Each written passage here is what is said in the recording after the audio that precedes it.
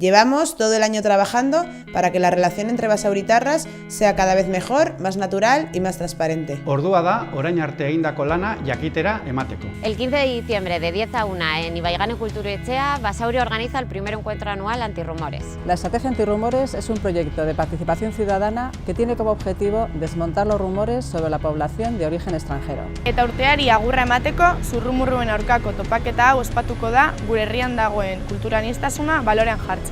El objetivo de este encuentro es, por un lado, dar a conocer las acciones antirrumores que se han desarrollado a lo largo del año. Por otro lado, recoger reflexiones, inquietudes y propuestas que nos ayuden a diseñar de manera conjunta qué queremos para 2019. Porque la estrategia antirrumores está en manos de todos y todas. Y por eso os invitamos a todos y todas. Abenduaren 15ean, Ibaiganeko Kulturetxean, goizeko 10:00 ordu batera, zuen zain egongo gara.